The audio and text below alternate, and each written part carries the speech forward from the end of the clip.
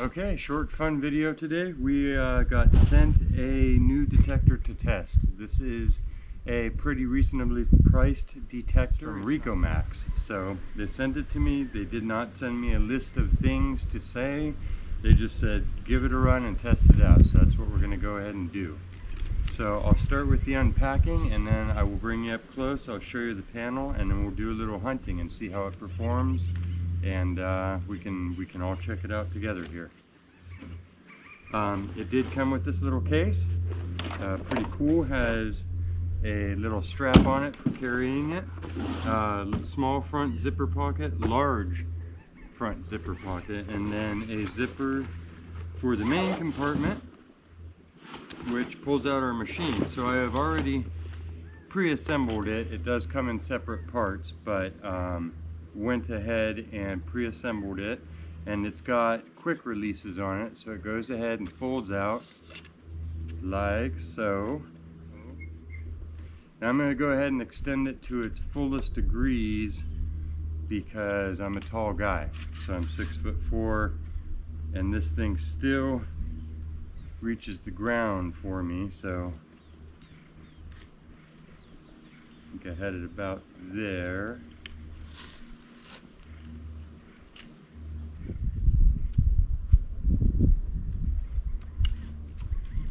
Pretty nice quick releases on the thing. The price on these is, under $150. It's running on batteries, and I'm imagining that this is a low frequency detector. I'm not sure which frequency. I tried to look that up and it did not say. Also, it comes with a set of headphones, which is good because then you can cancel out all the other noises, and a little folding shovel. I'll probably use my shovel just because it helps my back and stuff, but this is a cute little, we'll have to see how strong they are. It actually feels like heavier metal though. So, kind of a mini copy of an E-tool. Looks like it could be used as a hoe independently, a shovel and a hoe, or just a shovel. So we will use the shovel today.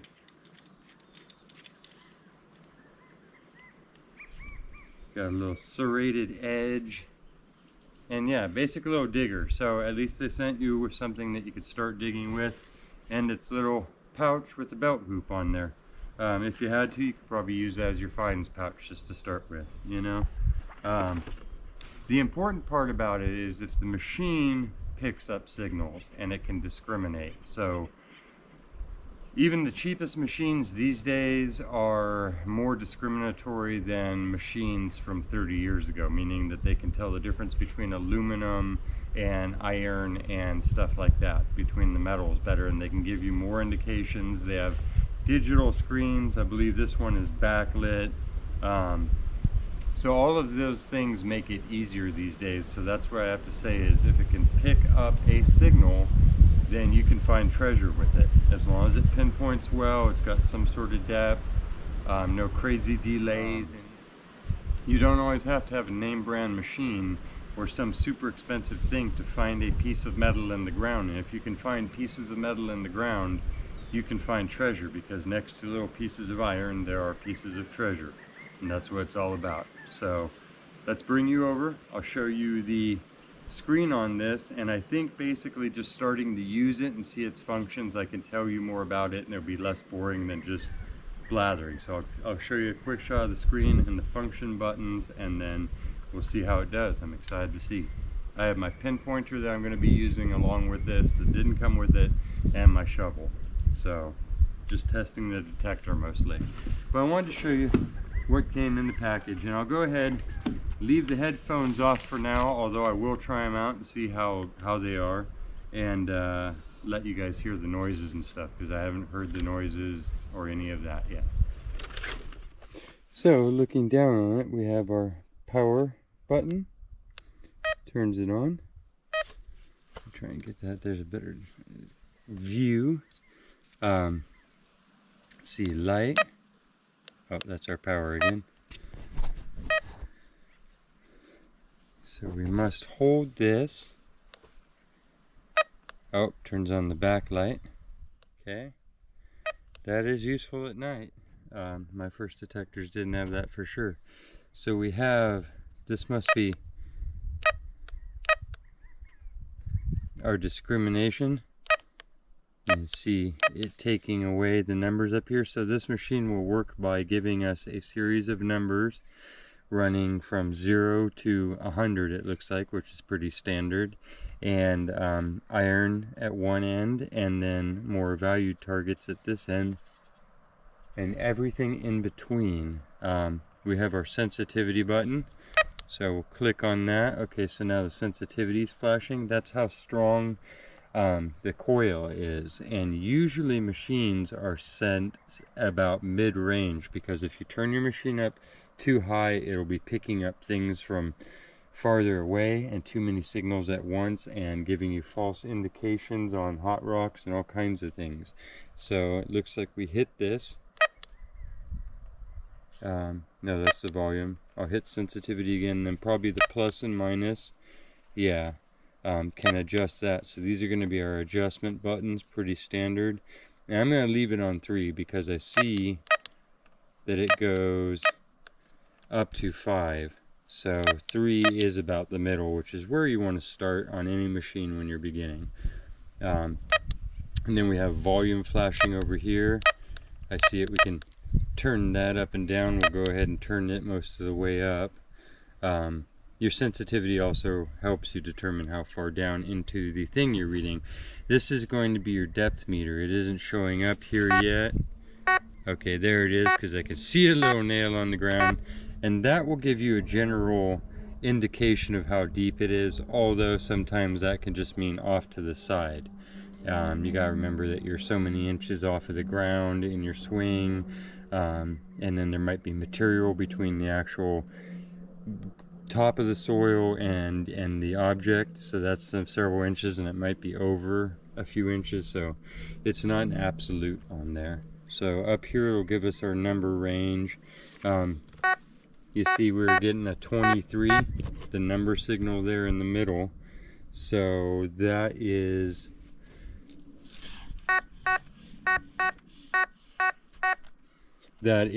a real low number, so we know it's the iron of that nail, which I'm going to go ahead and pick up right now and get out of our way so they don't drive over it later.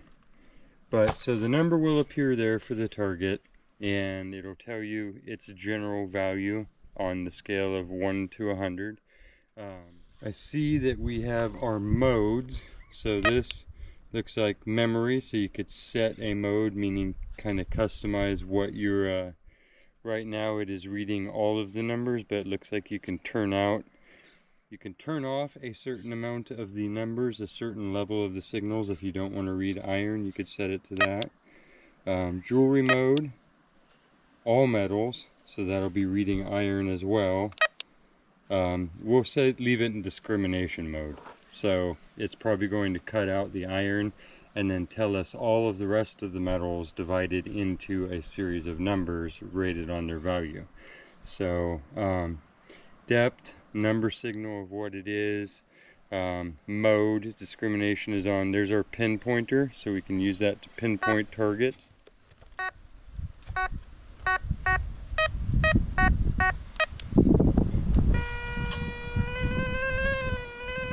And that works like a hotter or colder type of thing. So it looks like you turn it on and then it's on, and it'll help you pinpoint in on a target. Okay, so let's go ahead and dig with this a little bit. This part of the machine is not waterproof. The coil is, so you can go in the water to a limited depth. And let's go ahead and find some targets and see how this thing acts. Okay, well, it is picking up a lot of the iron. Ooh. So that one's giving us anywhere between a 30 to a 60. But it is reading it. Okay, let's try the pinpointer.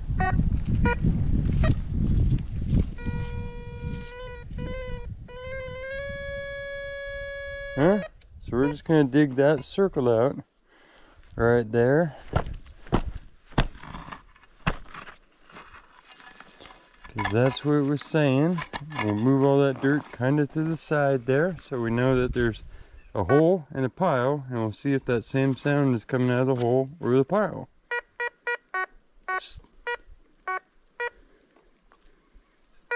Still coming out of that hole. Let's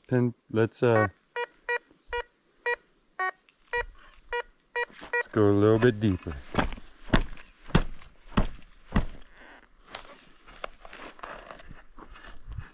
Oh, I think I see our target. So it's a pop top from the 60s, and that would be about the right numbers and noise, so we definitely found our first thing with it. So it's a machine. It scans through the stuff and it gives you different numbers for the different targets. That indicated that it was an iron, and it was an iron. And it told us it was mid-range.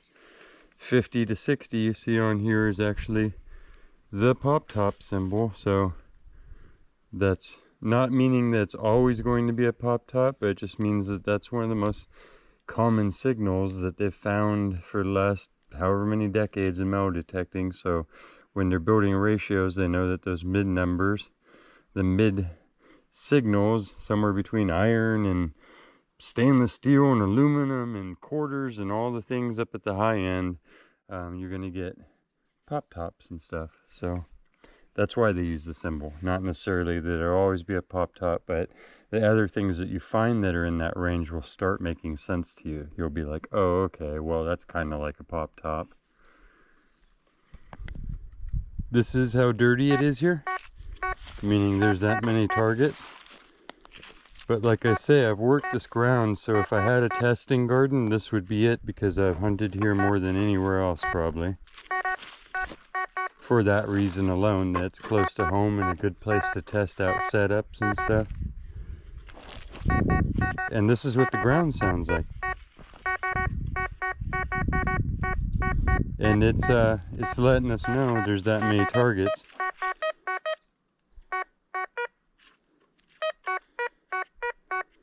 I like the, it's got at least 3 tones. I can hear 3 tones, 3 different tone ratios. So a low and a mid and a high. So those are real distinct, and that's nice to help you break up. You can start not listening to or looking at the numbers, and you can just choose to listen to the audio. Low, low. Remember, there's good things in the low, good things in the medium. Gold is actually in the medium.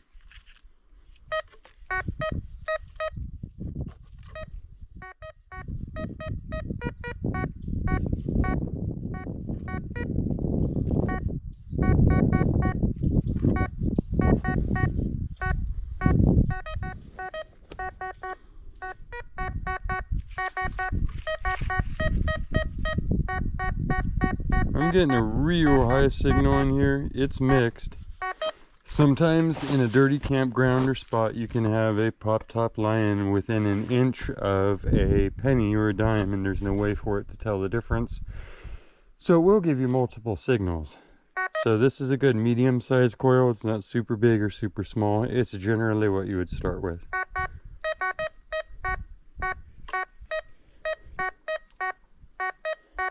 But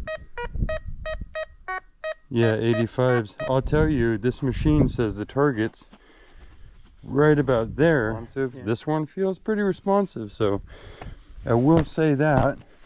It says there's a little high signal right here. You can see I'm not digging the biggest plug. Just enough. We'll move it over. Maybe give it another little courtesy scoop. That wasn't much here. This is very compacted dirt.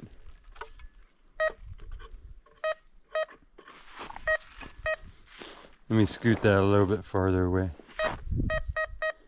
Yeah, it says it's in the hole. It's even such a sharp response, I feel like I can tell that it's more left in the hole. So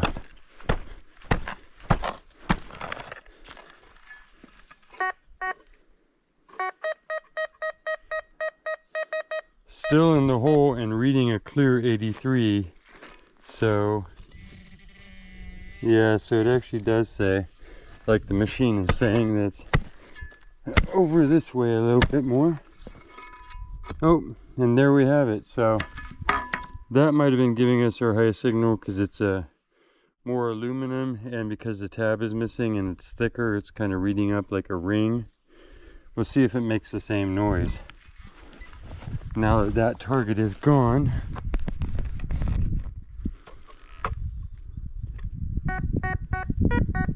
so there's one over there reading in the 20s, but this was, yeah, giving us our 60s to 70s. So it was just false signaling because of its shape. Kind of looks like a ring. It was giving it the roundage in the hole. False alarm. But that small of a little thing there, that's under an 8-inch hole, and this thing pinpointed it really well for us. And you could even tell which side of the hole you needed to dig in more. So one of my main prerequisites for any detector, besides its depth and then maybe its quality, you know, they all have different strengths of their builds and their features and stuff, is that it is responsive, that it is sharp and non-delayed. You don't want to be getting a delay between where the signal actually is and where your coil is. You want it to be snappy. You want it to be like right on to where you can feel it. Toom, toom, toom, toom. I was worried about that. That was the main feature that I was concerned about. So just giving you an honest read here. And you can really hear it snapping over the targets. You know, like boom, there's one. Good target separation is what I'm saying.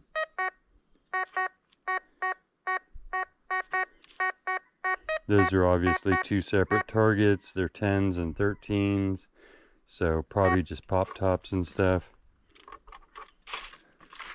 They could be nickels.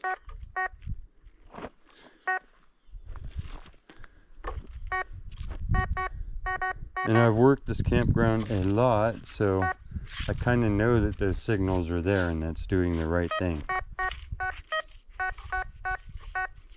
And we're kind of looking for the coins and rings that have been lost by the campers this year, and coins of the past.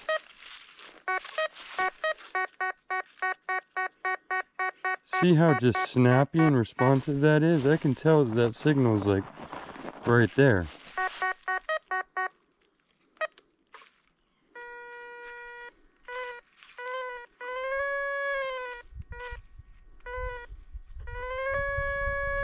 Even the pinpointer, you know, ends up getting down to business and knowing what it's talking about. Agreeing with the other part of its own machine.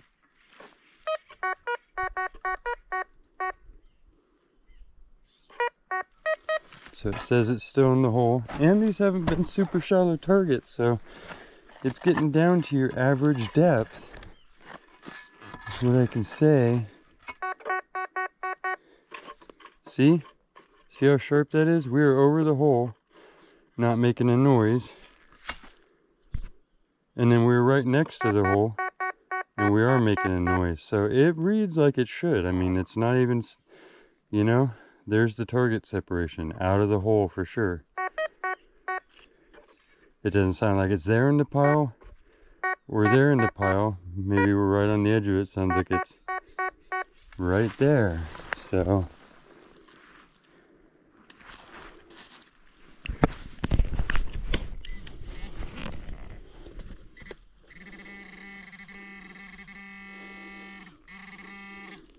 oh, looks like it was a bent over nail, false signal in this.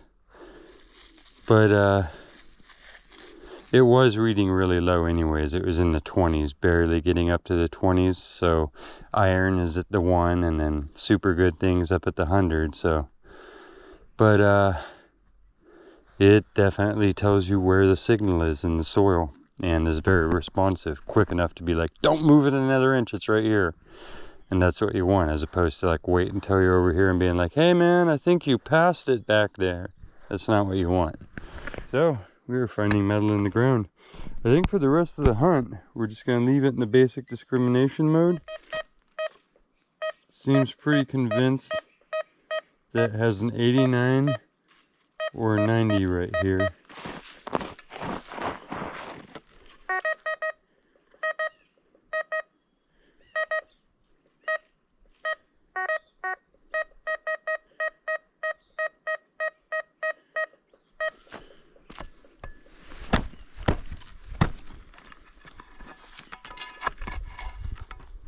Oh, and it does. They found its first quarter. So there you go. Big 25-cent piece. Congratulations though, Ricomax. You were right. It seems to like a fairly medium speed swing, not super fast, but you can get quicker with it in the tight areas to make your targeting snappier.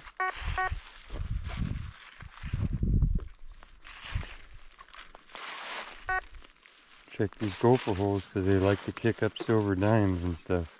Okay, so what I did is I turned this to where everything under 30 is not going to be reading.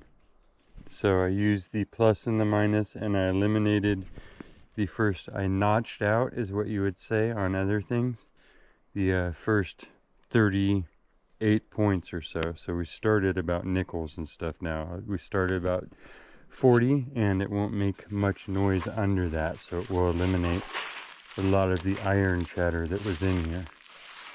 Because we were in discrimination mode. See, it is reading things like the pop top still, but it's left all the nails behind. But that's good. That's what discrimination is for. Is discriminating out the things that you don't want to be listening to.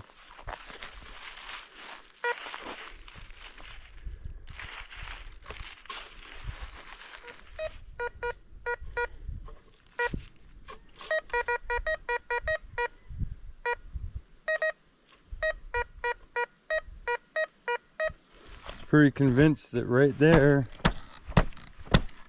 is a higher coin signal. It's definitely not going to be any of the things below 40. Not in the hole anymore. It is in the dirt, and like I say, that's pretty impressive that it can... Oh, I even see it. There's a penny right there. And that was right for the numbers. It's zinc in. That was right in the 70s and low 80s. We'll just keep hunting for a while, see how many targets we can find. Getting a snappy little 78, but I think I can actually see it. It's right there in the leaves. It's a aluminum modern pop top, so.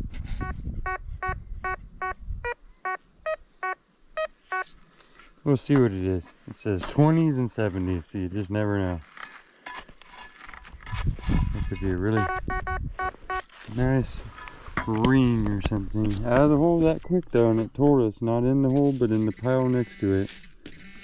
Oh, it was a nail. So this thing, when you have those lower numbers, I turn the numbers back on below 40. And it will read iron bottle caps and all of that. I think I'm going to turn it back off. I was just checking because the noise, the ground got kind of quiet, but it was just it doing its job and discriminating. Hit mode, I'll go to discriminate, but then I will get rid of everything under 40 there. Now, sensitivity up, and volume down one. There you go. And they just turn back off when you start swinging. Okay. So quieter. And we're just looking for the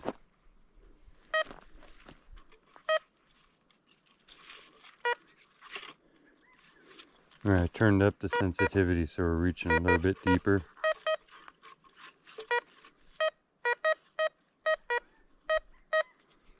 Seems to say there's an 81 right there.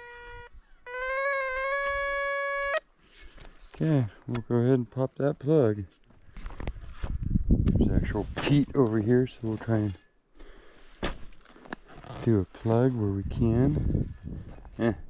Oh, fortunately I think I see it. Another one of those, but we'll check and see if that wasn't just in the same spot.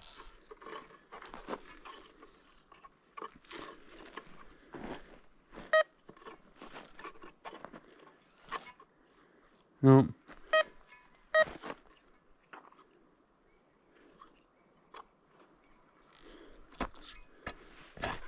Courtesy scoop, just in case.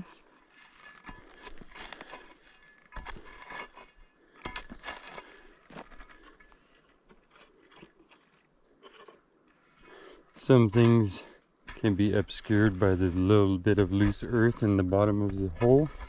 Can do a good job at hiding it. Oh, it is a big old nail. We got 73 that would be like a zinkin. You see how snappy that signal is? Right then. Let's turn this way.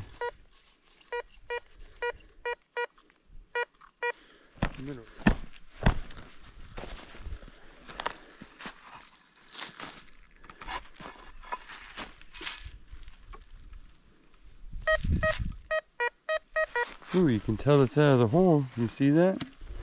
That's a good sharp response there. Okay, what was it? It was a melted piece of aluminum. Should give you a great signal. Okay, got a little 70s, 80s signal here. Feels snappy. So you can tell it's probably close to the surface. And a definite solid object. It's not in there. Still in that little hole. That's what I mean. I like about how sharp of a little area it reads too. Yep, not. It's in the pile, not in the hole. You can tell the difference between right here and right here with it. And what I see is another coiled up 60s beaver tail. That's why they call it beaver tails. It's a little shape of that, but these are actual pull tabs instead of pop tops. 63, 62, but absolutely solid because it's just not moving around. Oh, I see it. It's another little beaver tail, but knew exactly what it was. 80, 81, 84. That's going to be a dime or a quarter. It's going to be probably on the surface from the sound of it. And it's going to be like right there according to that detector. Well, it's a penny. It's a coin though, and it was telling us that. It told us within 3 inches. That would put you in the competition. If I tossed a handful of silver coins out here and gave you this and put you up against whoever, you'd stand a good chance of getting some of them coins. So that's pretty much what counts.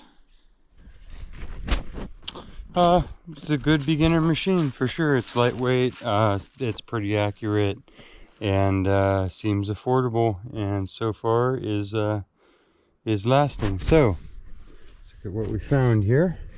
We got wire and an array of pop tops, bullet. We got 3 coins, a quarter and 2 pennies, an array of other stuff, and I found the ability to choose and eliminate and discriminate against my targets was very easy and accurate in that way.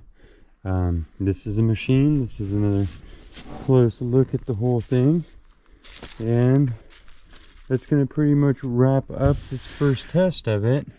I'll probably use it a few more times, maybe bring somebody else with me and let them try it out. Not sure exactly, but that is a good test of the Ricomax, and you could definitely find treasure with it. Any of these signals right here are the same signal range as gold. These are the same signal range as silver, and you would have relics and everything else in here, and then all the mid-range numbers and everything too. So If you can find that, you can find even better stuff. So that was a pretty fun adventure, a little experiment, and thank you for sticking with me in the video. I will definitely put the link down below for this machine. You can buy it online, and yeah, like I said, the price is about the equivalent of all the other beginner machines. It's about learning how to hold it, use it, work with it, and this one definitely does that. It would teach you about all the basic functions of your average machine and all that. So that's what I can say about it. And yeah, I found no huge issues that made me not want to make this video or anything so far. So we just swung it through all of that, and it did okay. So until next time, thank you for joining me again on the quest for details. This was just something that I wanted to try out, and I hope that you'll join me again at some point. And until then, please take care of yourselves, and if you get the chance, take care of and tolerate each other.